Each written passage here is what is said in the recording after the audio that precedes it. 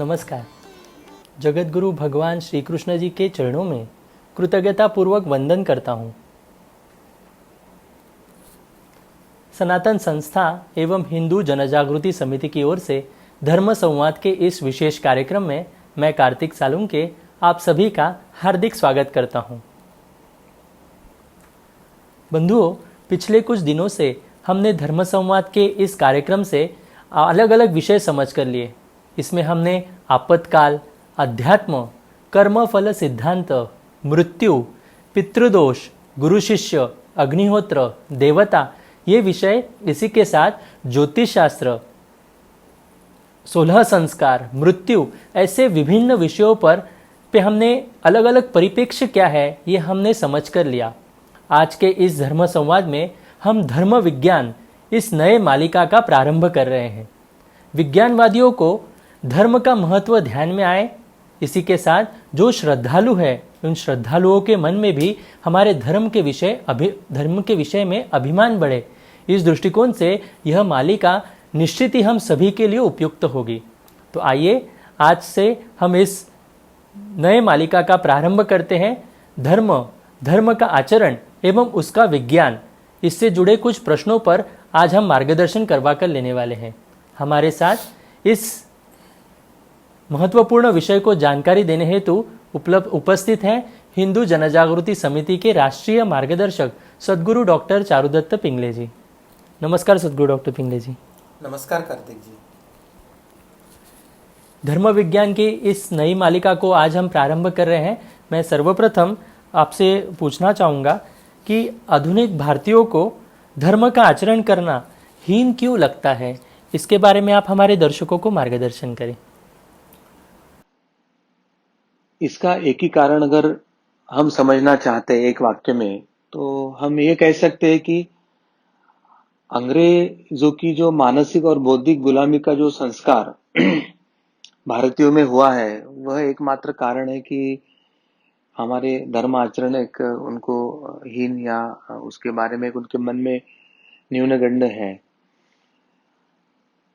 एक तरह से अंग्रेजों के गुलामी से भारत की भूमि तो स्वतंत्र हो चुकी है, परंतु हमारा ये दुर्भाग्य है कि हम सब भारतीय आज भी उनके मानसिक तथा बौद्धिक गुलामी में हैं। उसमें से हम अभी तक स्वतंत्र नहीं हो पाए हैं।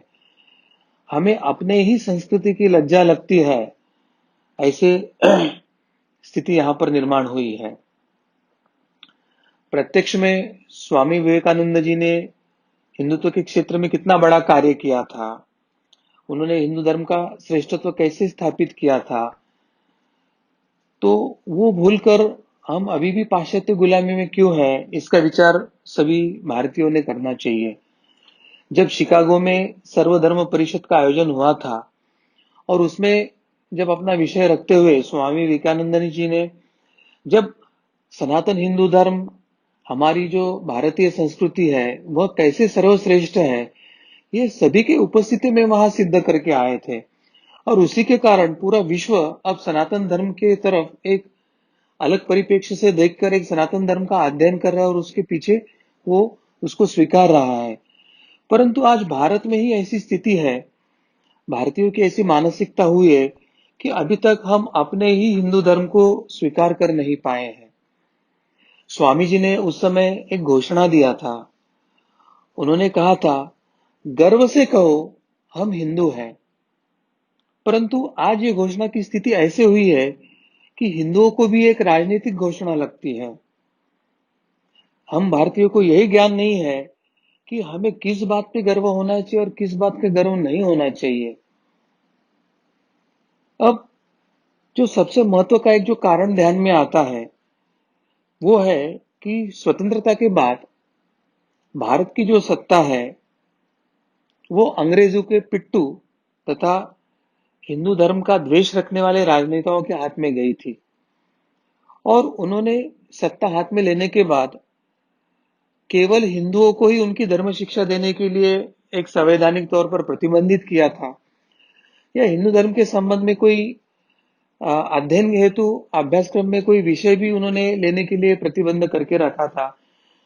यह एक दूसरा महत्व का कारण है कि आज हमें अपने धर्म के प्रति एक गौरवान्वित महसूस नहीं करते हैं। हम उसके संदर्भ में लज्जित महसूस करते हैं क्योंकि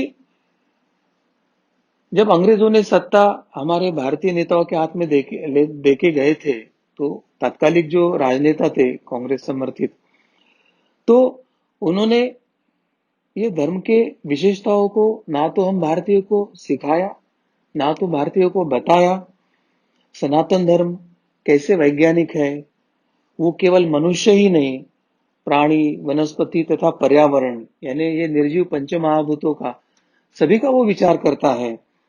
इसके बारे में उन्होंने हमारे भारतीय नागरिकों को अध्ययन ही नहीं करवाया और यह न करने के पीछे एक बहुत बड़ा षड्यंत्र था, वह भी हमें समझ कर लेने की आवश्यकता है। अब भारत की जो मूल संस्कृति है वो प्रकृति की पूजा करने वाली थी।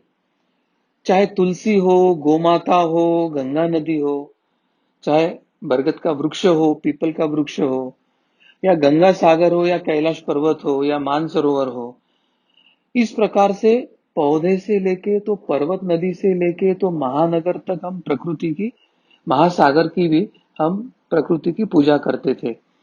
और हमारी ये इतनी व्यापकता थी कि हम सभी में ईश्वरत्व देखते थे और उसके साथ सहजीवन करने की प्रक्रिया करते थे।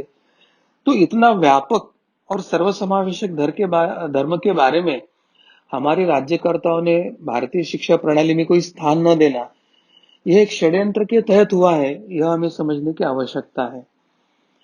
अब समय समय पर भारत पर आक्रमण हुए, तो उन आक्रांताओं ने हमारे सनातन हिंदू धर्म एवं ये भारतीय संस्कृति को नष्ट करने का प्रयास करना, यह भी एक महत्व का कारण है कि आज हमारे जो हिंदू बांधव है, भारतीय नागरिक है, वो अपने धर्म के बारे में पूर्णतः जानते नहीं है और उसके बारे में अनभिज्ञ भी है। हमारी संस्कृति तो इतनी व्यापक है कि इस भूमि को भी हम पवित्र भारत माता करके मानते हैं, केवल उसको भूमि करके नहीं देखते हैं। ये जो संस्कृति, ये जो धर्म परंपरा है, ये पत्थर में भी भगवान को देखकर उसकी पूजा करने की परंपरा वाली ये संस्कृति है। और इस वैभवशाली संस्कृति पर जो बार बार इस्लाम के आक्रमण हुए और बाद में जब क्रिश्चियनिटी के, ईसाईयत के जो आक्रमण हुए, इन आक्रमणों से देश में एक बहुत बड़ा विध्वंस हुआ है। सांस्कृतिक विध्वंस हुआ है, धार्मिक विध्वंस हुआ है, आस्थाओं पर आघात हुए हैं, हमारे जो धरोहर थे, चाहे मंदिर हो, किले हो, उनका ध्वस्त हुआ है, हमारे जो विद्यापीठ और गुरुकुल थे वो ध्वस्त किए गए। तो किसने क्या क्या प्रकार के आक्रमण करके इस संस्कृति को नष्ट करने का प्रयास किया, वो अभी हम समझ लेंगे। इस्लाम आक्रांता जब पहली बार आए, तो इन आक्रांताओं ने हिंदू धर्म के जो आस्थाएं थे वो मंदिर नष्ट किए, मंदिर का धन लूटा। धर्म और भारतीय संस्कृति की परंपरा की रक्षा करने वाले जो मुख्य ब्राह्मण समाज था, उनको उन्होंने मारकर नष्ट करने का प्रयास किया। हिंदुओं के गुरुकुलों को नष्ट किया, धर्म ग्रंथ जलाए, नागरिकों पर अनन्वित अत्याचार किया, स्त्रियों पर बलात्कार किए, स्त्रियों को लूट के लेके गए, उनको गुलाम बनाए। ऐसे विविध अत्याचार हमारे इस इस्लामी आक्रांताओं ने हम पर किए थे। और उसके बाद जब अंग्रेजी आक्रांता आताताई आए थे, तो अंग्रेजियों ने जब भारत पे शासन शुरू किया, तो प्रत्यक्ष में भारत में एक ईसाई राज ही आया है, ऐसी स्थिति निर्माण हुई थी। प्रत्यक्ष में तो ये व्यापारी बनकर आए थे, मगर वे राज्य करने में भी चालाक थे। तो धीरे धीरे उन्होंने भारत पर कब्जा करने का प्रयास किया। सबसे पहले उन्होंने भारत की जो गुरुकुल शिक्षा व्यवस्था थी वो बंद करने का प्रयास किया। उसकी जगह उन्होंने अपनी अंग्रेजी शिक्षा प्रणाली शुरू करने का प्रयास किया। हमारे जो प्राचीन धर्म ग्रंथ थे उनका अंग्रेजी में अनुवाद करते समय जो संस्कृत या स्थानिक भाषाओं के शब्द थे उनका विकृत भाषांतरण करके धर्म ग्रंथों के प्रति अविश्वास निर्माण हो, इस प्रकार का उसका भाषांतरण किया गया। और सबसे महत्व की जो बात थी कि फोड़ो और राज करो, डिवाइड एंड रूल, समाज को विभाजित करो और राज करो, तो इस नीति को उन्होंने अवलंब किया। हिंदुओं में जो ज्ञानी विद्वान, जो ब्राह्मण जन होते थे, जो त्यागी प्रवृत्ति के थे और एक तरह से वो धार्मिक और आध्यात्मिक दृष्टि से समाज का नेतृत्व करते थे, तो वैचारिक आक्रमण करके उन्हें खलनायक के रूप में ही उन्होंने प्रचलित करके समाज को एक ब्राह्मण और ब्राह्मणेतरवाद में लेके जाने का प्रयास किया। और ऐसा करते समय राजा राम मोहन राय या इनके जैसे जो हिंदू धर्म विरोधी जो एक सुधारमतवादी एक कृत्रिम रीत्या उन्होंने पैदा करके उनको सम्मान देना उन्होंने शुरू किया था। इससे क्या परिणाम हुआ कि समाज एक विज्ञानवादी, एक पाश्चात्यवादी विचारसरणी, एक भारतीय परंपरा और फिर अंतर्गत भाषा, प्रांत या जाति इसमें बांटने की उन्होंने प्रक्रिया शुरू किया। और डिवाइड एंड रूल की उन्होंने नीति जो भारत में लागू किया था, उस नीति के आधार पर ही भारत की स्वतंत्रता के बाद अन्य राज्यकर्ताओं ने उनकी कदम पर कदम रख के अपना मार्गोत्क्रमण किया। अब तीसरा जो महत्व का मैंने पहले भी बताया था कि स्वतंत्रता के बाद जिनके हाथ में राज्य सत्ता सौंपकर अंग्रेज गए, वो उनके पिट्ठू थे।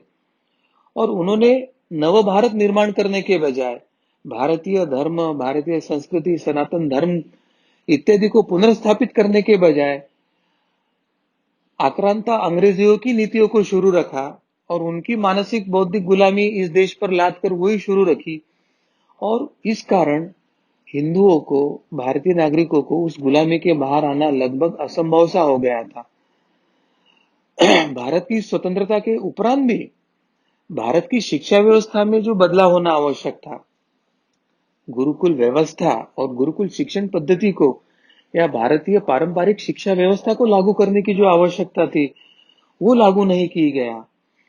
किंबहुना अंग्रेजों की जो पाश्चात्य शिक्षा प्रणाली थी, चाहे वो सेंट जेवियर, सेंट जॉन इनके नाम पर चले हैं, जिन्होंने इक्विजिशन के नाम पर भारत पर अनन्वित अत्याचार करके हिंदुओं का वंश विच्छेद और उनका संहार किया था, उनके नाम पर ये नई आक्रांताओं की शिक्षा प्रणाली उन्होंने शुरू रखी थी। और इसलिए स्वतंत्रता के बाद जो हमारी स्वराष्ट्र की, हमारी स्वयं की जो शिक्षण प्रणाली चालू होना अपेक्षित था, उसके बजाय अभी भी अंग्रेजों की पाश्चात्य शिक्षण प्रणाली देश में लागू है।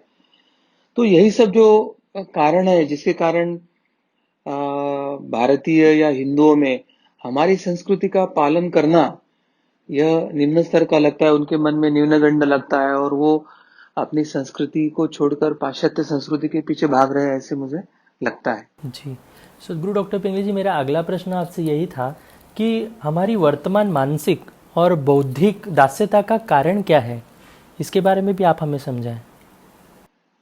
सबसे पहले एक ही वाक्य में मैं कहना चाहूंगा कि स्वतंत्रता के पश्चात भारत को जो तात्कालिक जो नेतृत्व मिला था कांग्रेस के रूप में या नेहरू के रेजिम के रूप में, तो ये सबसे बड़े उत्तरदायी है ऐसे हमें लगता है।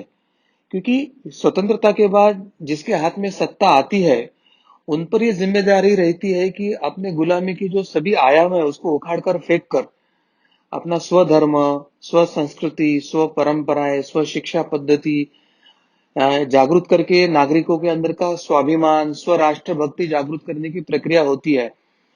मगर जो अंग्रेजों के पिट्ठू बन के जिन्होंने अंग्रेजी की हाजी हाजी करके सत्ता को मिलाया था, तो वे स्वयं ऐसा नेतृत्व था जिनको हिंदू धर्म के प्रति एक प्रकार की घृणा ही लगती थी। हिंदू धर्म के प्रति, भारतीय संस्कृति के प्रति, भारतीय शिक्षा पद्धति के प्रति उनके मन में सम्मान ही नहीं था। तो उसके कारण अंग्रेजों की ही नीति और सब इसको लागू करके उन्होंने एक प्रकार से अंग्रेजों की ही दास्यता स्वीकार कर आगे राज्य किया। एक तरह से गोरे अंग्रेज जाकर काले अंग्रेजों का राज्य इस देश पर आया था। अब राष्ट्र निर्माण में शिक्षा व्यवस्था का क्या निर्माण होता है, शिक्षा व्यवस्था देश के भविष्य की पीढ़ी को कैसे निर्माण करती है, कैसा दिशा देती है, इसका महत्व हम समझ लेंगे। यानी जो बच्चों को संस्कार है वो शिक्षा के माध्यम से मिलते हैं। जो राष्ट्र के प्रति, धर्म के प्रति, संस्कृति के प्रति स्वाभिमान है वो शिक्षा के माध्यम से मिलते हैं। तो ये जो काले अंग्रेज थे, जो गोरे अंग्रेज के पिट्ठू बन के जिन्होंने अंग्रेजों के हाथ से भारत की स्वतंत्रता के बाद सत्ता लिया था, उन्होंने सबसे पहला आघात किया वो शिक्षा व्यवस्था पर आघात किया। हिंदू द्वेष के कारण इन राज्यकर्ताओं ने हमारी संपूर्ण शिक्षा व्यवस्था कम्युनिस्ट विचारधाराओं के जो इतिहासकार थे या शिक्षा तज्ञ कहा जाता था, ऐसे तथाकथित जो शिक्षाविद थे, प्रत्यक्ष में जो धर्मीय संकल्पना के विरोध करने वाले थे और उसमें भी वो हिंदू धर्म विरोधी विचारधारा के थे, उनके हाथ में पूरी जिम्मेदारी सौंप दिया। अब इन हिंदू विरोधी शिक्षाविदों ने क्या किया कि हमारी सभी जो विद्या है, ग्रंथ है, हमारी संस्कृति है, परंपरा है, हमारी गुरुकुल पद्धति है, इन सबको अभ्यासक्रम में ही निम्न दर्जे का दिखाना शुरू किया। ये पिछड़ापन है, ये पुरातन है, ये पाश्चात्य पद्धति, ये आधुनिकता है, ये सुधारमतवाद है। इस तरह से ये दिखाकर भारतीयों के मन में स्व संस्कृति के विरोध में ही उन्होंने एक न्यूनता निर्माण करके पाश्चात्य संस्कृति का महत्व अंकित करने का प्रयास किया। धर्म ये अफीम है, इस तरह का एक बुद्धिवाद, एक नास्तिकवाद या ये आधुनिक विज्ञानवाद ही श्रेष्ठ है, इस तरह की विचारधारा को इस अभ्यासक्रम के माध्यम से ये शिक्षाविदों ने, ये कम्युनिस्ट विचारधाराओं के लोगों ने स्थापित करके इस देश को दिशाहीन करने का प्रयास किया था।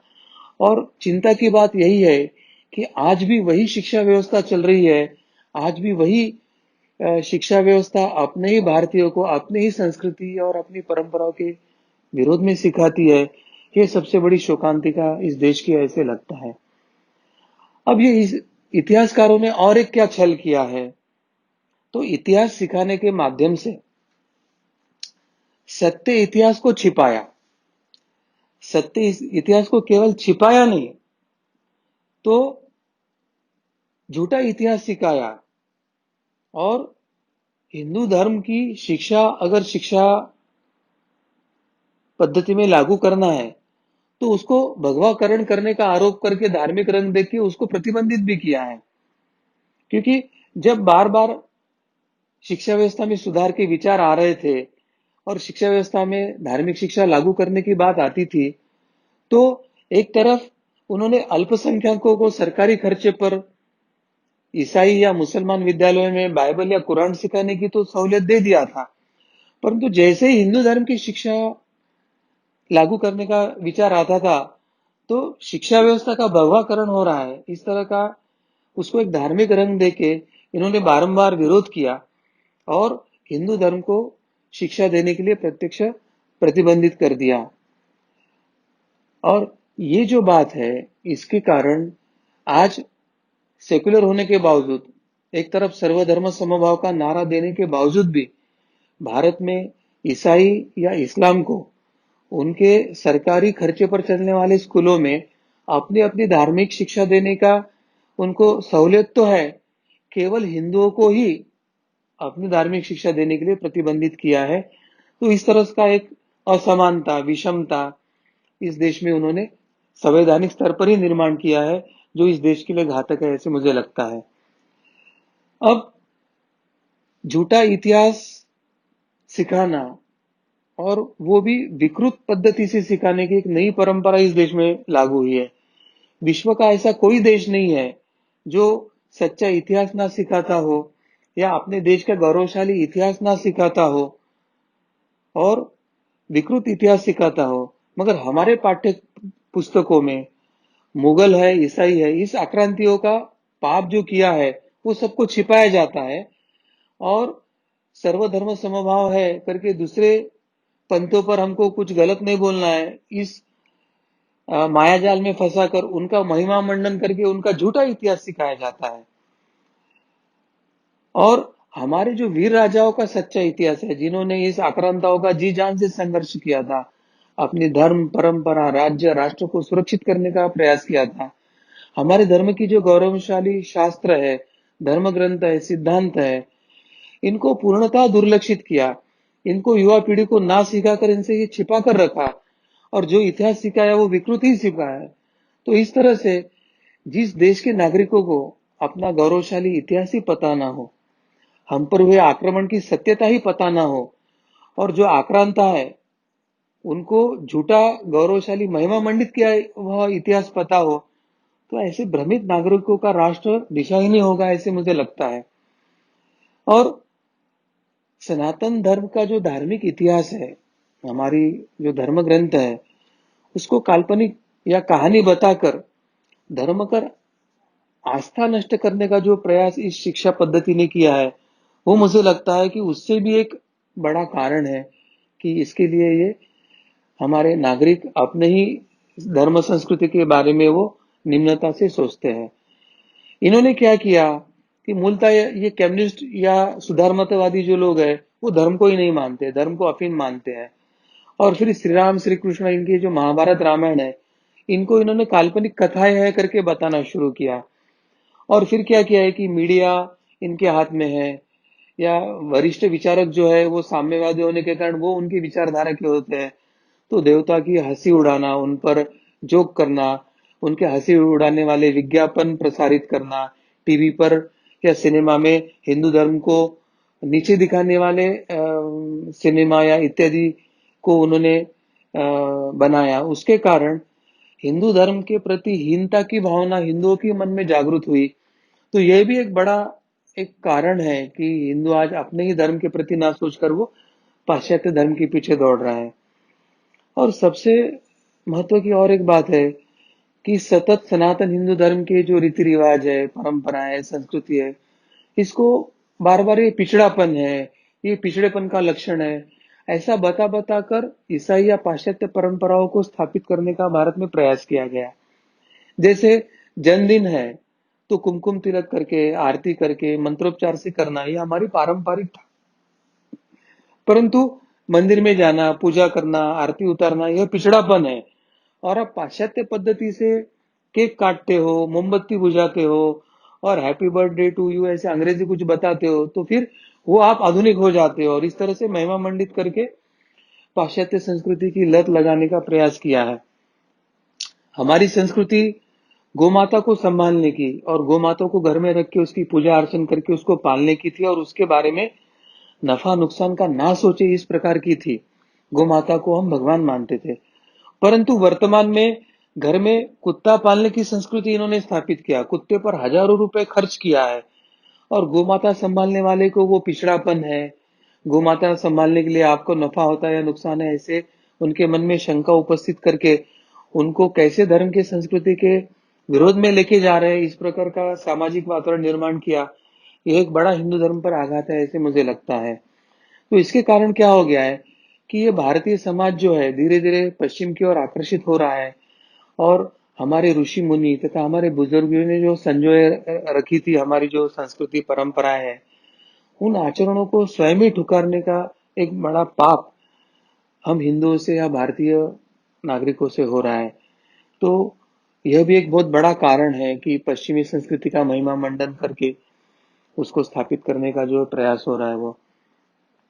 अब दूसरी जो बात है कि हमारा स्वदेशी जो कुछ है वो निकृष्ट है और विदेशी जो कुछ है वो श्रेष्ठ है, ऐसी एक विचार को स्थापित करने की प्रयास ये काले अंग्रेज हो, उनका प्रशासन हो, या ये साम्यवादी या स्वयं को सुधारमतवादी पुरोगामी जो कहते हैं, वे बार बार स्थापित करते हैं।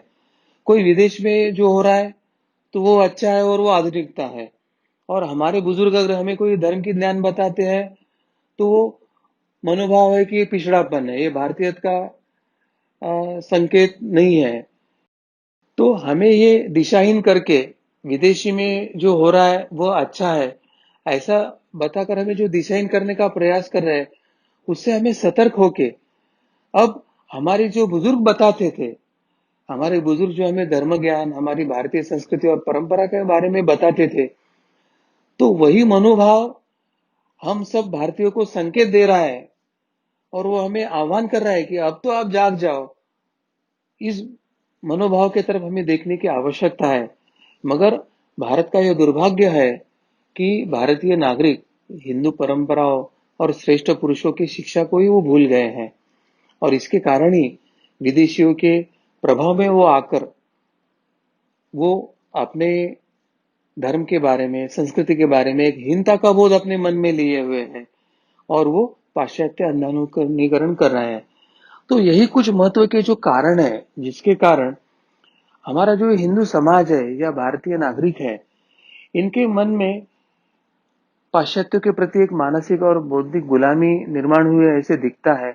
किंबहुना धर्म शिक्षा, अपने धर्म परंपराओं से दूर जाना, यह भी एक उसका मुख्य कारण है, ऐसे मुझे लगता है। जी। सदगुरु डॉक्टर पिंगले जी, आपने अभी जैसे बताया तो ये स्पष्ट हो गया कि हिंदुओं को स्वतंत्रता के बाद अपने धर्म से अलग कर दिया गया, उस कारण से धर्म की शिक्षा मिल नहीं पाई, और ये आज सभी हम जो भुगत रहे हैं वो उसी का परिणाम ध्यान में आ रहा है।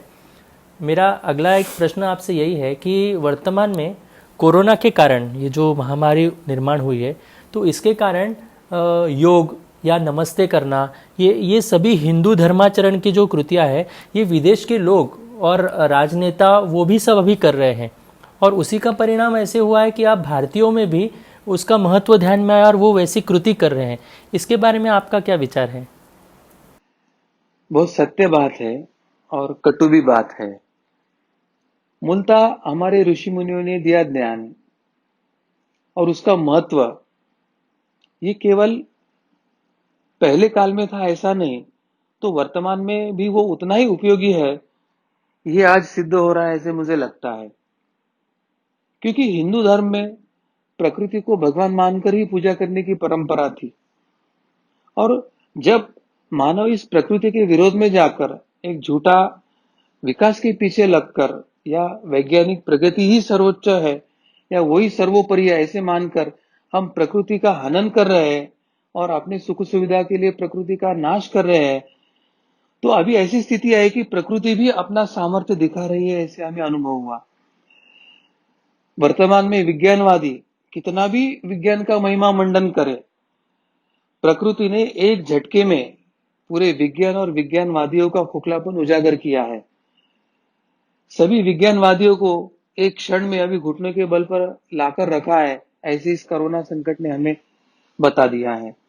आज हम देख रहे हैं कि कोरोना के भय से महंगी महंगी गाड़ियां बंद होकर अपने गैराज में पड़ी है, हवाई जहाज की सेवा बंद है, मेट्रो की सेवा बंद है, ऑटोमेटिक या कामगार पर चलने वाली कंपनियां बंद है, और स्वयं मनुष्य अपने घर में बंद है।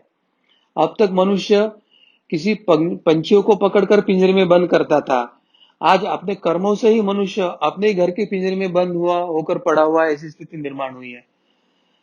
और अभी व्यक्ति को मुंह पर मास्क लगाने की आवश्यकता पड़ रही है। तो किसी एक व्यक्ति ने बहुत खूब कहा है उसके बारे में, वो कहता है, कोरोना तो एक बहाना है, कोरोना तो एक बहाना है, मनुष्य तो अभी ईश्वर को अपने मुंह दिखाने के ही लायक नहीं रहा है, और मुंह दिखाने के लिए लायक नहीं रहा, इसलिए अभी उसको मास्क पहनकर रहना पड़ता है। तो छोटे से बात में कितनी बड़ी बात कही है, ये हमें समझने की आवश्यकता है। और इस कोरोना के संकट के पार्श्वभूमि पर अगर हम देखते हैं कि विश्व के ये जो अन्य पंथ है, मजहब है, संप्रदाय है, वो सभी को अभी हिंदू धर्म के अनुसार प्रकृति को तथा उसका नियंत्रण करने वाले ईश्वर को शरण जाने के सिवा कोई रास्ता बचा नहीं, ऐसे दिख रहा है। अभी हिंदू धर्म के जो प्राचीन संस्कार है, वही मनुष्य को जीवित रहने के लिए आधार बनकर आए हैं, ऐसे दिखाई दे रहा है। और पाश्चात्य लोग अब जो भारतीय संस्कृति और परंपरा का आचरण कर रहे हैं, उसमें से यही संकेत हमें मिल रहे हैं। अब विदेश में जब योग साधना के महत्व को जान लिया और योग साधना के शिविर वहां पर लग रहे हैं, और वहां पर अब योग के फॉलोअर्स यानी योग के वर्ग में बड़ी संख्या से लोग उपस्थित हो रहे हैं, तो तब जाके अब हमारे देश में वो पाश्चात्य लोगों का अनुकरण करने की, जो उनकी बौद्धिक मानसिक गुलामी की जो एक दास्यता का लक्षण है, उसके कारण अब पाश्चात्य लोग स्वीकार रहे करके अब भारत में भी योगा क्लासेस का प्रचलन बढ़ रहा है। परंतु यह हमारा दुर्भाग्य है कि हमारी पीढ़ी को यह ज्ञात ही नहीं है कि यह योग जो है, यह मूलतः हमारे भारतीय परंपरा की देन है। यह योग शास्त्र जो है, ये मूल भारत के पतंजलि योग सूत्र की रचना से, जो पवित्र भारत भूमि पे ही हुई थी, उसमें से ही वो पाश्चात्य देशों में गई है। तो यह अज्ञान के कारण आज योग सूत्र भारतीय परंपरा से सीखने के बजाय वो पाश्चात्य देश में जब उसको उदो उदो होना शुरू हो गया, तब वो स्वीकारने की स्थिति में भारतीय लोग आए हैं। अब ऋषि पतंजलि कौन थे, या उनका ये योग शास्त्र क्या कहता है, क्यों अब पाश्चात्य लोग अपने पूरे पंथ या संप्रदाय को भूलकर अब भारतीय परंपरा की तरफ मुड़ रहे हैं, यह हम समझ लेंगे। ईसा पूर्व 200 वर्ष का जो काल था, उसमें एक मुनि श्रेष्ठ पतंजलि मुनि हुए थे। उन्होंने व्यक्ति का जो मन या चित्त होता है, तो आनंदमय जीवन जीना या संतुलित जीवन जीने के हेतु चित्त शुद्ध यानी मन को शुद्ध करने के हेतु उन्होंने योग की प्रक्रिया यानी योग सूत्र लिखे थे। अब इसमें अगर हमें वाणी शुद्ध करना है तो वाणी शुद्धि के लिए सबसे पहले उन्होंने व्याकरण लिखा, जिसे महाभाष्य कहा जाता है। शरीर शुद्धि के लिए हमें, जैसे हम स्वास्थ्य है तो हमें बीमारी या रोग हो जाते हैं, व्याधि हो जाती है, तो शरीर शुद्धि और स्वास्थ्य के लिए उन्होंने वैदिक शास्त्र का यानी चरक संहिता ऐसे महान ग्रंथों की भी रचना किया था। वे स्वयं व्याकरणाचार्य जो पाणिनि थे, उनके शिष्य थे। आज का जो आधुनिक योगा है, वो केवल शरीर की दृष्टि से ही योग का विचार करता है, परंतु योग सूत्र में चित्त को एकाग्र करके ईश्वर में लीन करने की जो प्रक्रिया है, वो पूर्ण प्रक्रिया ये योग सूत्र बताता है। और पतंजलि ऋषि के मुनि के अनुसार चित्त की वृत्तियां चंचल होने से रोकना यानी चित्त वृत्ति निरोध करना, यही योग है। यानी हमारा मन की वृत्तियां जितनी चंचल रहेगी, उतने अनेक विचार हमारे मन में आते हैं, और अनेक विचार यही हमारे दुख का कारण बनता है, हमारी ऊर्जा के नष्ट होने का कारण बनता है। हमारे संभ्रम, हमारे मन के द्वंद्व, हमारे मन की अस्वस्थता, इन सबको वो कारण होता है। और चित्त वृत्ति का निरोध यानी चंचलता का निरोध करके विचारों को नष्ट करने की जो यह प्रक्रिया है, वह यह योग में बताई जाती है। यानी आज हमारे आधुनिक विज्ञान ने भी जो अभी तक संशोधन नहीं कर पाए हैं, ऐसा संशोधन इतने हजारों वर्ष पूर्व पतंजलि ऋषि ने उस समय करके लिख के रखा है, यह हमें समझने की आवश्यकता है। और इतना ही नहीं, तो उन्होंने चित्त की जो विविध अवस्था है, वो विविध अवस्था भी उन्होंने स्पष्ट किया है। चित्त की 5 अवस्थाएं होती है, एक क्षिप्त, मूढ़, विक्षिप्त, निरुद्ध तथा एकाग्र। यानी एकाग्र ये जो अवस्था है, ये योग का लक्षण होता है, और अन्य अवस्था ये वियोग या चंचलता का लक्षण होता है। और योग साधना के उपाय में चित्त वृत्तियों को रोकने के लिए जो जो उपाय बताए गए हैं, तो वह उपाय क्या है, वो संक्षेप में हम देख लेंगे। सबसे पहले हमें क्या करना होता है कि स्वयं के मन का अभ्यास करना होता है, और अभ्यास करते समय एक वैराग्य की दृष्टि से हमें कुछ यम नियमों का, बंधनों का पालन करना पड़ता है। ये एक प्रक्रिया करनी पड़ती है। ये करते समय दूसरी है कि ईश्वर का प्राणिधान यानी ईश्वर में विलीन होने की प्रक्रिया है, तो ईश्वर का ध्यान धारणा, ईश्वर का आलंबन करके हमें प्रयास करना होता है। ये प्रक्रिया में प्राणायाम और समाधि तक की जो अवस्था है अष्टांग योग की, उसमें यम नियम प्राणायाम यहां से लेके तो हमें समाधि तक विविध अवस्थाओं से गुजरना पड़ता है। और सबसे महत्व का जो है विषयों से विरक्ति, यानी मन में जो चंचलता जो आती है, वो इंद्रिय या मन उसके जो विषयों के तरफ जाता है। जैसे जीवा है तो वो खान पान की तरफ मुड़ती है, आंख है तो उसको क्या पसंद है ना पसंद है ऐसे निसर्ग के दृश्य या योग्य अयोग्य दृश्य देखने की तरफ मुड़ता है। कान जो है वो कभी कभी अच्छा सुनने के लिए प्रवृत्त होता है, तो कभी कभी बुरी आदतें है तो किसी की निंदा भी सुनने में हमें आनंद आता है। तो हमारे इंद्रिय उसके विषय के तरफ आकर्षित होने की प्रक्रिया होती है। तो उससे विरक्ति यानी हमारे सब विषयों को हम ईश्वर के तरफ, हम आनंद की तरफ जब लगाते हैं, तो ऐसे कुछ विधि विधान से अगर हम प्रक्रिया करते हैं, तो वह योग साध्य होता है। तो यह अभ्यास करना जरूरी होता है। और यह योग का जब हम विविध स्तर का अभ्यास करते हैं, तो उस व्यक्ति में कुछ विलक्षण शक्तियां जागृत होती है, शक्तियां आ जाती है, और इनको कभी सिद्धियां भी कहा जाता है। और ऐसे शक्तियां जिनमें जागृत होती है, ऐसे महनीय व्यक्ति को विभूति या सिद्ध पुरुष ऐसे वे संबोधते हैं। तो मूलतः ये जो योग शास्त्र है, वो यम नियम आसन प्राणायाम प्रत्याहार धारणा ध्यान एवं समाधि, इस 8 योग के माध्यम से यानी अष्टांग योगों के माध्यम से हमें ईश्वर के तरफ या ईश्वर प्राप्ति की तरफ लेके जाते हैं। और ये साधना के आवश्यक या अनिवार्य अंग है, यह भी हमें समझकर लेने की आवश्यकता है। तो केवल एक पतंजलि ऋषि ने दिया हुआ अगर कार्य की हम व्यापकता और भव्यता देखते हैं, तो ऐसे हजारों लाखों ऋषि मुनि हमारे धर्म ने, हमारे परंपरा ने निर्माण किए दिए हैं। उनके अभ्यासपूर्ण साधना के संबंधित धर्म और शास्त्र के संबंधित ग्रंथ उन्होंने निर्माण किए हैं।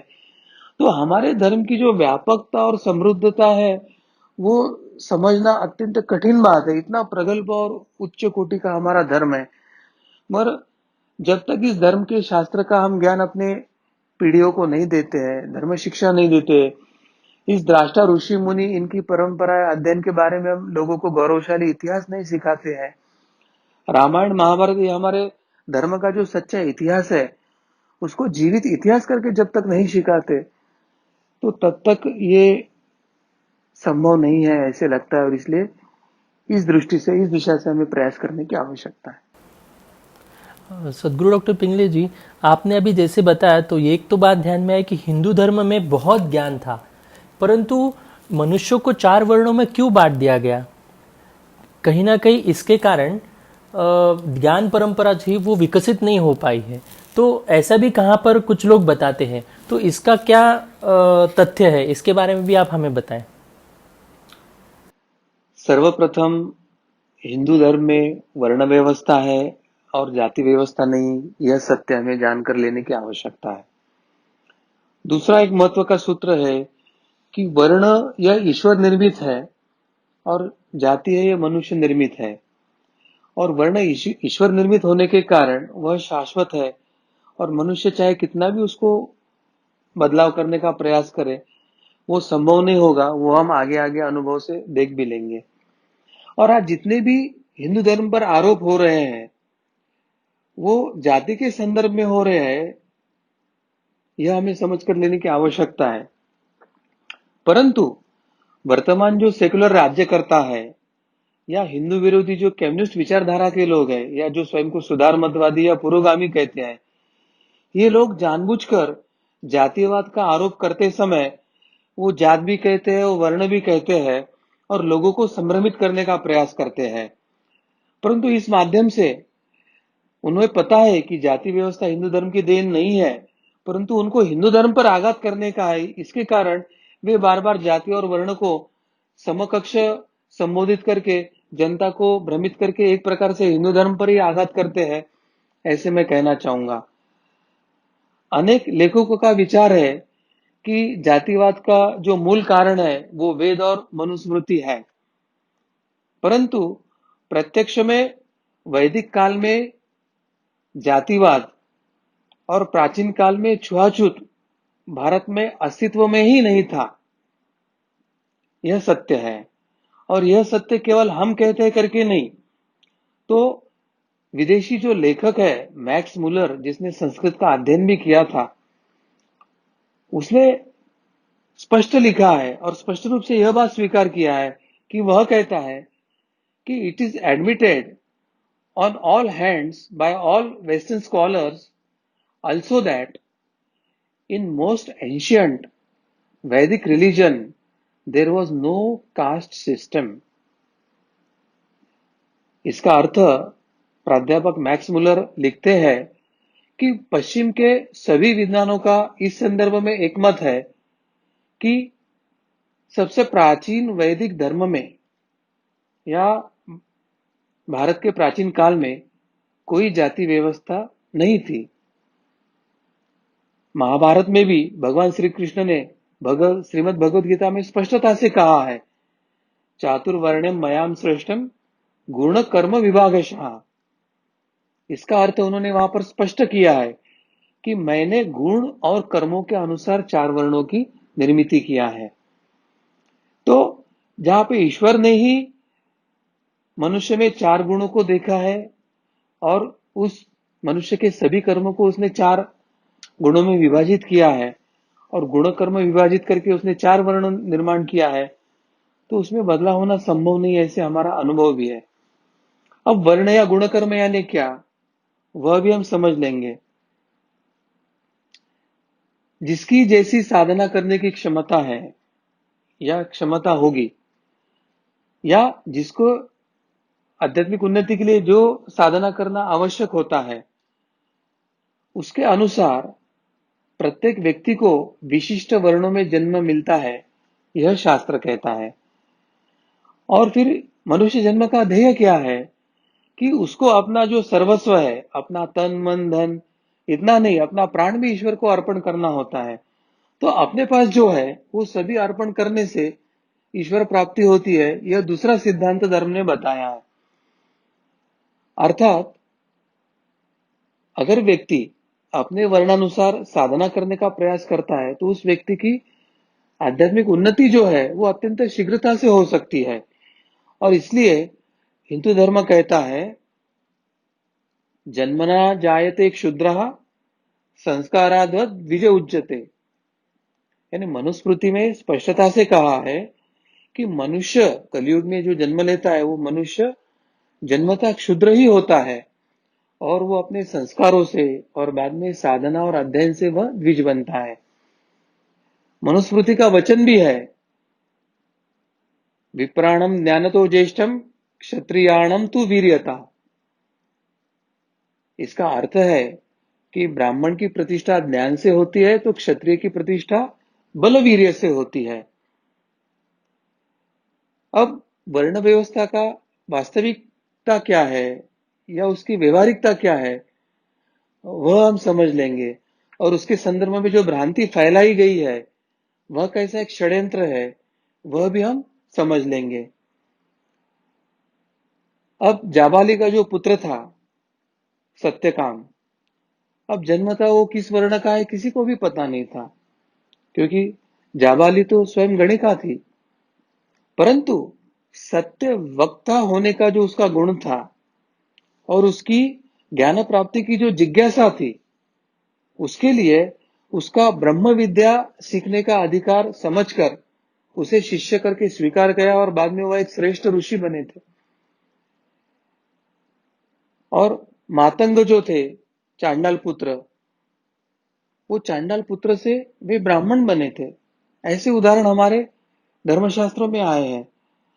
पुलस्त जो ऋषि थे, उसके जो पौत्र थे जिसका नाम रावण था, वो अपने कर्मों के कारण वो राक्षस बना था।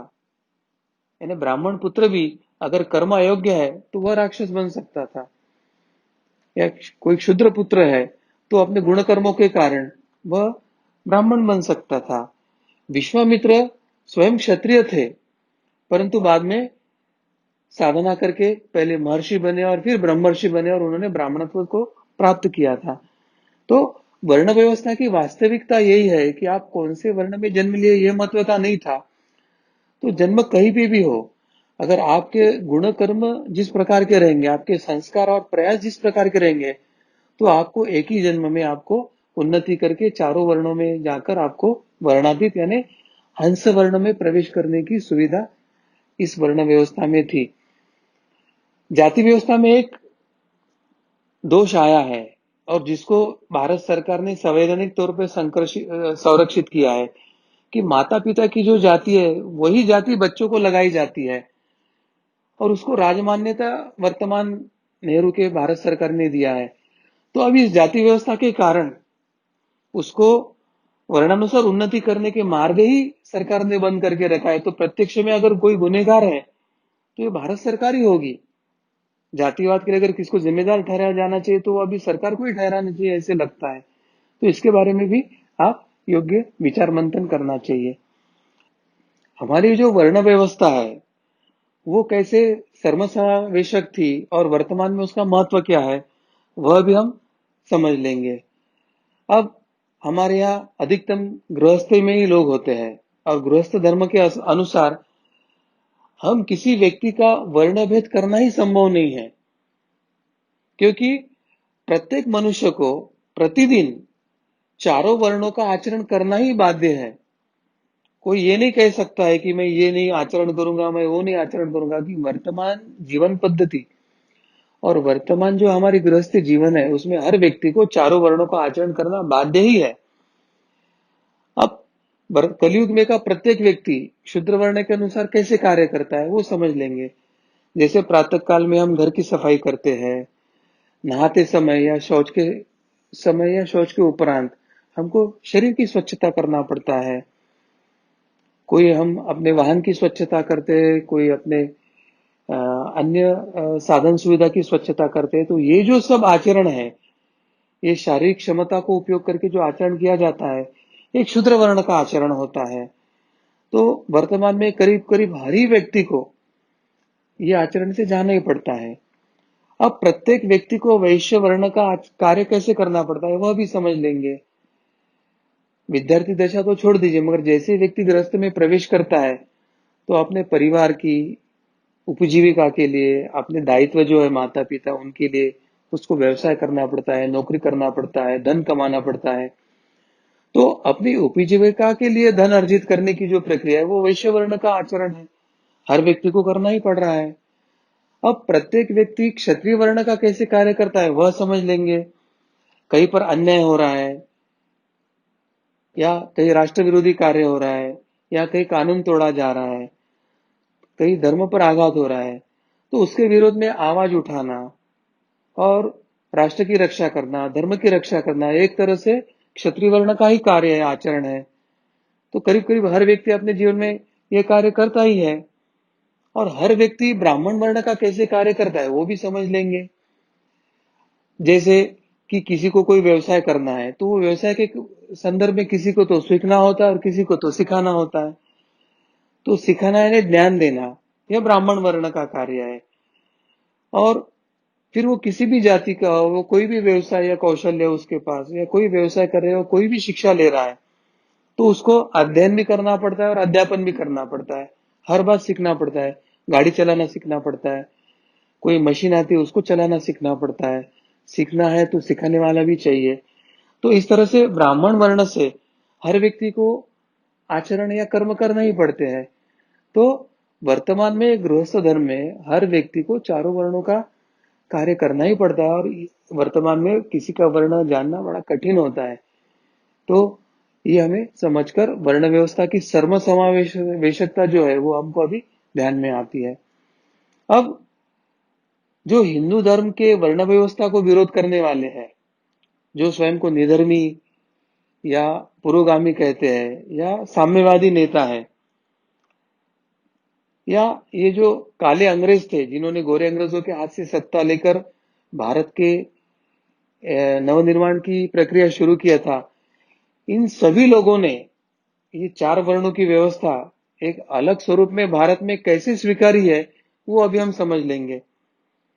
ये जो भारत में क्लास 4 सिस्टम अभी प्रशासकीय यंत्रणा में जो लागू है, यानी जो कर्मचारियों की व्यवस्था है वो चार वर्गों में है, क्लास 1, क्लास 2, क्लास 3, क्लास 4। तो आप अगर ध्यान से समझने की प्रक्रिया करेंगे तो भगवान कृष्ण ने जो भगवत गीता में चार वर्ण बताए हैं, या हमारे धर्म ने जो चार वर्ण बताए, उसी धरती पर ये सेकुलर व्यवस्था में भी चार क्लास की सिस्टम इन्होंने स्वीकारी है, वो ध्यान में आता है। जैसे कोई आईएएस या आईपीएस ऑफिसर है, वो क्लास 1 गैजेटेड ऑफिसर है, तो उनको क्लास 1 में पकड़ा जाता है क्योंकि एक उच्च शिक्षित होते हैं। उसके लिए जो आवश्यक है वो परीक्षा में वो क्वालिफाई करके जाते हैं। उन पर बड़ी जिले की या मंत्रालय में बड़ी बड़ी जिम्मेदारी दिया जाता है, तो उसके कारण उन्हें क्लास 1, सुपर क्लास 1 इस तरह के पोस्ट पर उन्हें रखा जाता है। तो उनके कुछ तो गुण है और उनके कुछ विशिष्ट दायित्व या कर्म होते हैं, उनके कारण उनको वो क्वालिफाई करते हैं करके उनको क्लास 1 कहा जाता है। दूसरा है, कोई तो भी सफाई कर्मचारी है या किसी ऑफिस का कोई सिपाही होता है तो उसको क्लास 4 सर्वेंट कहा जाता है, यानी चतुर्थ वर्ग या चतुर्थ श्रेणी का कर्मचारी कहा जाता है। अब चतुर्थ कर्मचारी की श्रेणी के लिए एक बौद्धिक या अध्ययन की क्षमता का एलिजिबिलिटी कम रखी जाती है। उसकी शारीरिक क्षमता या कार्य करने की क्षमता को देखा जाता है, और उसके हिसाब से उसको कार्यालय में जो उसको विहित कर्म है उसके लिए वो पात्र है कि नहीं देखा जाता है, और उसको वो कार्य दिया जाता है।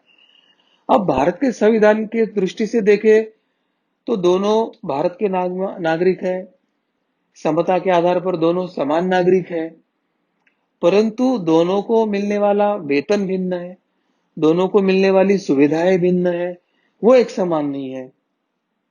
एक तरह से भारतीय संविधान समता का स्वीकार करता है, साम्यवाद का स्वीकार करता है, और दूसरी तरफ व्यक्ति की शिक्षा की क्षमता, बौद्धिक क्षमता, उस पर देने वाले दायित्व निभाने की क्षमता, इन सबको देखकर प्रशासकीय यंत्रणा में नौकरी देते समय किसी को वो क्लास 4 के लिए क्लास 1 के लिए क्वालिफाई करता है, तो किसी को क्लास 4 के लिए वो क्वालिफाई करता है, और वो सरकार तय करती है कि कौन क्लास 1 बनेगा, कौन क्लास 4 बनेगा। तो क्या ये सेकुलर सरकार अपने नागरिकों में भेदभाव कर रही है, ऐसा आप कहोगे? और जो हिंदू धर्म के वर्ण व्यवस्था को विरोध कर रहे हैं, जो राजनेता है, जो साम्यवादी नेता है, मैं उनसे यह उत्तर जानना चाहूंगा कि क्या ये सरकारी व्यवस्था, ये सरकार आश्रित वर्ण व्यवस्था है क्या? क्या भारत सरकार ने चातुर्वर्ण व्यवस्था स्वीकारी है, ऐसे आप कहना चाहते हो क्या? तो मूलतः ये प्रशासन की एक अनिवार्यता है। आपको श्रम को किसी न किसी इसमें विभाजित करना पड़ेगा। व्यक्ति के अध्ययन और शैक्षणिक क्षमता को आपको किसी न किसी इसमें विभाजित करना पड़ेगा। व्यक्ति को दायित्व निभाने के लिए उसकी क्षमता कितनी है, उसमें विभाजित करना पड़ेगा और आपको दायित्व देना पड़ेगा। अन्यथा सब तरफ अराजक हो सकता है। तो ये हमारे वर्ण व्यवस्था का वैशिष्ट्य है कि वर्तमान सरकार ने भी क्लास 4 सिस्टम जो स्वीकारी है, वो हमारे 4 वर्णों के समान ही है, यह हमें समझने की आवश्यकता है। अब हमारे वर्ण व्यवस्था में विकृतियां कब से आने लगी, वो हमें समझ लेने की आवश्यकता है। ये मुगल आक्रांत जब भारत में आए, ये अंग्रेज आक्रांत जब भारत में आए और उन्होंने भारत में जब तांडव शुरू किया, अत्याचार और एक अताताई कार्य शुरू किया, तब से वर्ण व्यवस्था में विकृति आई, क्योंकि इनके भय से जब पलायन शुरू हुआ, अपना क्षेत्र छोड़ के गए, अपना गुण कौशल्य व्यवसाय नौकरी छोड़ के गए, आपको नई नौकरी नया व्यवसाय लेना पड़ेगा, नए वातावरण में गए, नए प्रकार के आपको रीति रिवाज स्वीकारने पड़े, और वहां से जो वर्ण व्यवस्था में जो विकृति आई है, तो उसके लिए जिम्मेदार पूर्णतः मुगल आक्रांत और अंग्रेजी है, यह समझने की आवश्यकता है। जिन पश्चिमी कुरीतियों को हम आधुनिकता मानते हैं, आदर्श करके देखते हैं, तो क्या है वह? अब हम मानते हैं कि पाश्चात्य परंपरा अच्छी है और पाश्चात्य संस्कृति अच्छी है और उसमें कोई विकृतियां नहीं है, उसमें कोई ऐसे भेदभाव या उनके यहाँ कोई ऐसे क्लास 4 या चातुर्वर्ण कोई सिस्टम नहीं है, ऐसे हमारे मन में एक विचार रहता है। परंतु क्या आपको पता है कि अंग्रेज जब भारत में भी आए या अंग्रेजों के यहाँ, तो उनके अधिकारियों के यहाँ उनके लिए, उनकी सेवा करने के लिए, उनकी कार चलाने के लिए एक अलग ड्राइवर होता, उनके लिए भोजन बनाने वाला एक अलग स्वयंपाकी या खानसामा होता था। वो जब घर में आते थे, घर से बाहर जाते थे, कार्यालय में आते थे, कार्यालय से बाहर जाते थे, तो दरवाजे पर रहकर एक सैल्यूट मारने के लिए एक सिपाही उनके लिए वहां खड़ा रहता था। तो क्या इसको आप विषमता, भेदभाव या ज्येष्ठ कनिष्ठ या छुआछूत या अत्याचार ऐसा आप मानते हैं क्या? क्या फिर कोई क्लास 4 सर्वेंट है तो वो किसी क्लास 4 व्यक्ति को दरवाजे पे खड़े रह के सैल्यूट मारता है, तो क्या ये किसी व्यक्ति के मान सम्मान नष्ट करने का कार्य नहीं है क्या? वैसे देखे तो परंतु ये एक प्रशासकीय यंत्रणाओं का ये एक विधि विधान है। तो इन सब बातों से हमें यही सीखना है कि यहाँ पर जहाँ अधिकारी, उनके हाथ के नीचे ड्राइवर, उनके हाथ के नीचे भोजन बनाने वाले लोग रहते थे, वहां हमारे जो महाभारत में हमारे जो भगवान कृष्ण है, जिन्होंने साक्षात श्रीमद् भागवत गीता बताई थी, ये स्वयं स्वार्थी बन के अर्जुन के रथ पर सारथी बन के उनके घोड़े, रथ चलाने वाले ड्राइवर जैसा कार्य उन्होंने किया था।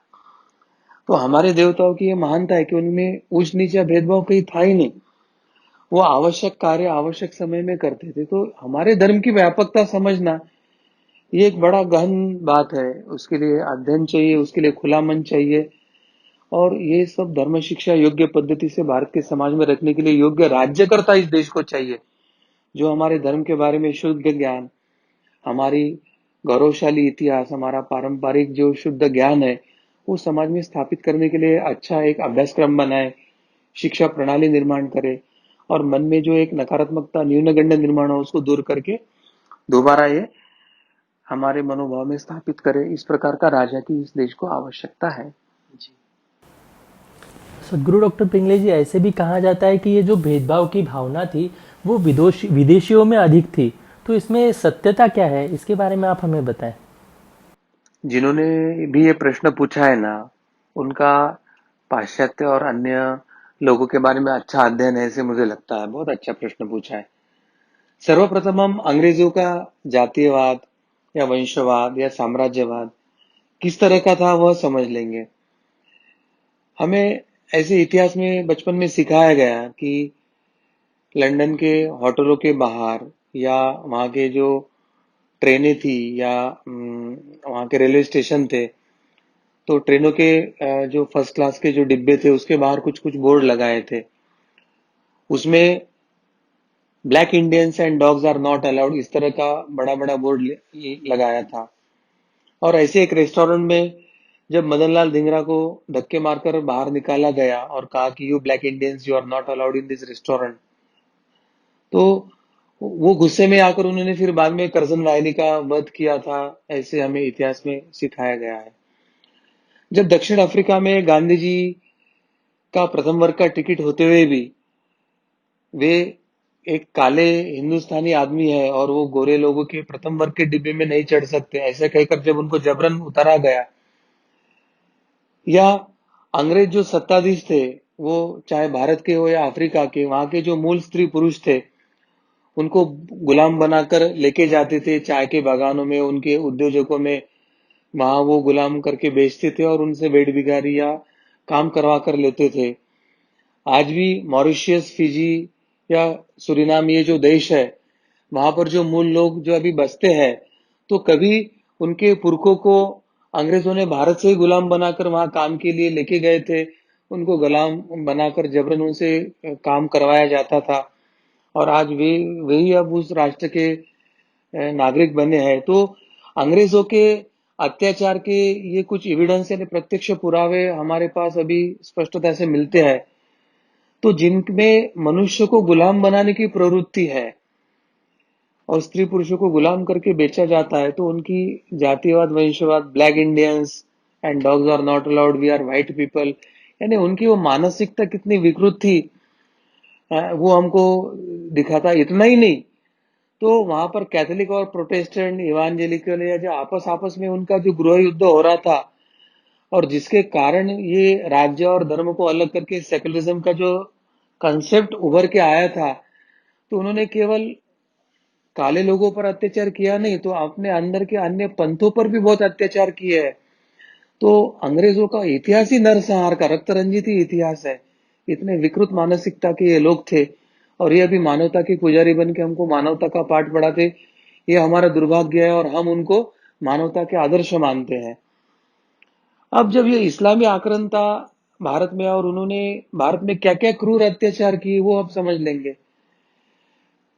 जो अंग्रेजों ने किया उसी तरह से ये जो महापाप है वो इस्लामी आक्रांताओं ने भी भारत में किया है। हमारे मंदिर लूटे, हमारे धन लूटे, हमारे पुरुषों को, सैनिकों को मारा। जो ब्राह्मण थे उनका जनेऊ काटकर वो गिनते थे, तो उनकी शिखाओं काटकर वो स्वयं को गाजी कहलाने का वो होड़ लगती थी। और हिंदुओं की महिलाओं के साथ तो इन्होंने अनन्वित अत्याचार किए, उन पर बलात्कार किया, उनको गुलाम बनाकर लेके गए।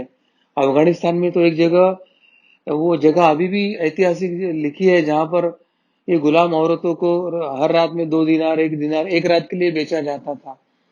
हमारे पुरुष और स्त्री गुलामों को ऊंटों और घोड़ों के साथ तबेले में बांधा जाता था।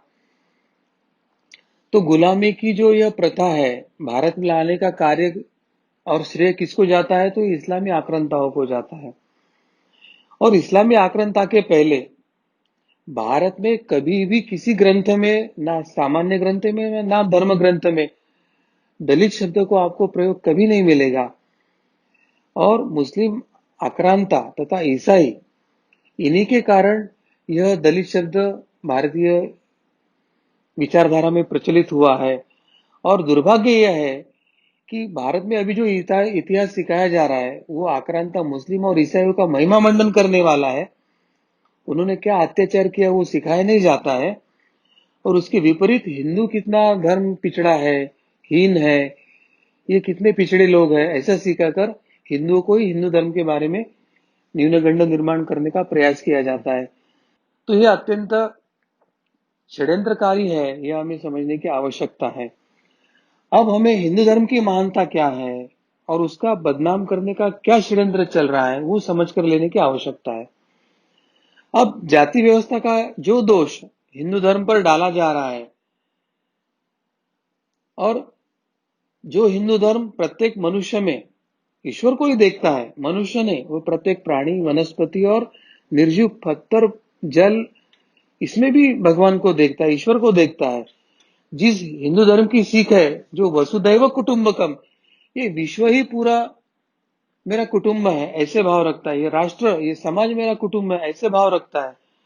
अतिथि देवो भव करके जिन्होंने ईसाई, इस्लाम या जू इन सब का यहाँ पर स्वागत किया था और उनको अपने समाज में समाने का प्रयास किया था, क्या इतना व्यापक विचार करने वाला हिंदू धर्म कि क्या किसी की जाति देखकर भेदभाव कभी कर सकता है? जिन्हें मूलभूत मानवता का कुछ आता पता ही नहीं है, जिन्होंने भारत पर अतिथि देवो बनकर घुसकर आक्रमण किए, भारत को ही दास्यता और गुलामी के बंधनों में बांधकर रखा और उन्हें आज आधुनिकतावादी मान रहे हैं और भारत के लोगों को, सनातन धर्म के लोगों को, उनके आने को पिछड़े मान रहे हैं। यही हमारा दुर्भाग्य है। तो ये जो छलावा चल रहा है, यानी झूठा इतिहास या झूठी कथाएं बनकर आक्रांताओं का महिमा मंडन हो रहा है और गौरवशाली और इतना व्यापक हिंदू धर्म को निचला, पिछड़ा और पुरातन कह के उसको बदनाम किया जा रहा है। तो ये जो एक व्यापक षड्यंत्र चल रहा है, वो षड्यंत्र को उजागर करके, सत्य इतिहास को बता के, सनातन धर्म की व्यापकता और गौरवशाली इतिहास को वापस महिमा मंडित करके सबको बताकर ये धर्म की पुनर्स्थापना करने की आवश्यकता है और इस ज्ञान के आधार पर ही समाज जागरूक होकर संगठित होगा तो वापस वो जो भारत को स्वर्ण भूमि कहा जाता था, सुजलाम सुफलाम, और पूरे विश्व में अगर शांति की स्थापना करना है तो भारत में यह प्रक्रिया होना आवश्यक है, ऐसे मुझे लगता है। जी, सदगुरु डॉक्टर पिंगले जी, आपने अभी जो सत्य बातें हमें यहाँ पर बताई है, तो एक हमारे मन में एक नई भावना निर्माण हुई है और एक आत्मविश्वास बढ़ा है। और वो जो धर्म के विषय में जो कहीं पर अभी अभिमान कम हुआ था, वो अभिमान बढ़ गया है कि हमारे पास कितना ज्ञान था, कितनी शक्ति थी, परंतु किस प्रकार से गलत षड्यंत्र करके हिंदुओं को अपने धर्म से, अपनी संस्कृति से अलग कर दिया गया, तोड़ दिया गया। ये हमें सदगुरु डॉक्टर पिंगले जी के मार्गदर्शन से हमें सभी को ध्यान में आया। धर्म विज्ञान के इस विशेष संवाद में आपको ये सभी महत्वपूर्ण बातें ध्यान में आई हैं। मैं सभी से निवेदन करना चाहूँगा, यदि ये सुनते समय आपके मन में कोई शंका निर्माण हुई हो, कुछ प्रश्न निर्माण हुए हो, तो आप अवश्य अपने कमेंट बॉक्स पर लिख कर दीजिए। इस सत्र का, इस विशेष कार्यक्रम का उद्देश्य यही है कि किस प्रकार से आघात हमारे धर्म पर हुए हैं ये हम जानकर ले और इसके अंदर जो हिंदू धर्म का अभिमान हम खो बैठे हैं वो अभिमान फिर से हमारे अंदर निर्माण हो। इसलिए सत्य बातें समझ कर लेना अत्यंत महत्वपूर्ण है। इस धर्म विज्ञान के का जो भाग है इसको हम अभी यहीं पर हम रुकने वाले हैं। मैं पुनः एक बार आप सभी से निवेदन करना चाहूँगा कि ये कार्यक्रम आपको नियमित रूप से मिले, इसके लिए आप अवश्य हमारे YouTube चैनल को सब्सक्राइब करें ताकि, और साथ ही जो Facebook लाइव के माध्यम से दर्शक देख रहे हैं वो हिंदू अधिवेशन इस पेज को लाइक करें। हमारा जो आने वाले कार्यक्रम है आपको नियमित रूप से आपको मिलते रहेंगे। भगवान श्री कृष्ण जी की असीम कृपा से आज का यह विशेष धर्म संवाद यहीं पर संपन्न हुआ, ऐसे मैं घोषित करता हूँ। नमस्कार।